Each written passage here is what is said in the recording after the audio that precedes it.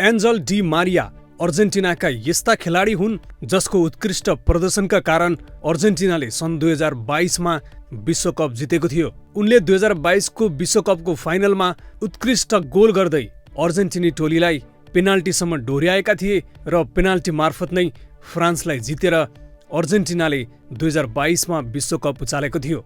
जारी विश्वकप 2026मा अर्जेन्टिना टिमको लागि उत्कृष्ट खेलाडी एन्जल डी मारियाको अभाव खड्किरहेको अर्जेन्टिनी टोली र फ्यानहरूले महसुस गरिरहेका छन्। हाल अर्जेन्टिना सेमी फाइनलमा पुगेको छ। सेमी फाइनलमा पुग्दासम्म उसले विभिन्न टोलीहरूसँग जित निकाल्न निकै सङ्घर्ष गरिरहनु परेको थियो।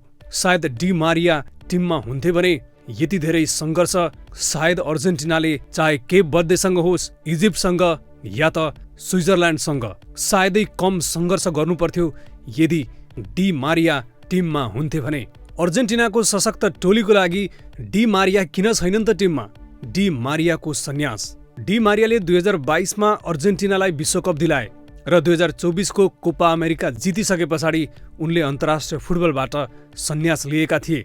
आजको यो भिडियोमा डी मारियाको बाल्यकाल, उनको सङ्घर्ष र खेल जीवनको बारेमा चर्चा गर्दैछौँ। डी मारियाको सफलताको यात्रा कुनै चलचित्रको कथाभन्दा कम छैन। अर्जेन्टिनाको रोजारियो सहरमा जन्मिएका डी मारियाका आमाबुवा धेरै नै गरिब थिए। उनी र उनका दिदी बहिनीले पनि बाल्यकालमा कोइलामा भारी बोक्नु पर्थ्यो। उनी सानोमा यति धेरै चञ्चले थिए कि डाक्टरले उनलाई खेलकुदमा लगाउन सल्लाह दिएका थिए। उनलाई फुटबल खेल्न औधी मन पर्थ्यो, तर गरिबीका कारण उनका बुवा आमाले उनलाई फुटबल खेल्ने जुत्ता किन्न सकेका थिएनन्। उनको फुटबलको सपना जोगाउन र उनको सपना पुरा गर्न उनका बुवा आमाले आफ्नो घर नै धितोमा राखेर उनले खेल्ने जुत्ता र यात्राको खर्च जुटाइदिएका थिए। उनले आफू सानो भएको कारण पनि अपहेलना सहनु परेको थियो। 15 वर्षको उमेरमा युवा टोलीका एक प्रशिक्षकले शारीरिक रूपमा उनलाई कमजोर र सानो भएको भन्दै फेलरको संज्ञा दिएका थिए।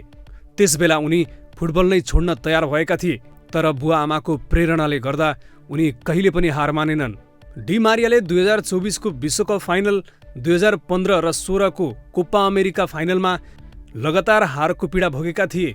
2014को विश्वकप फाइनल त उनी चोटका कारण खेल्न समेत पाएका थिएनन्। अन्ततः यी सबै सङ्घर्ष र आलोचना छिर्दै उनले 2021को कोपा अमेरिका फाइनलमा निर्णायक गोल गरेर अर्जेन्टिनालाई 28 वर्षपछि उपाधि दिलाएका थिए।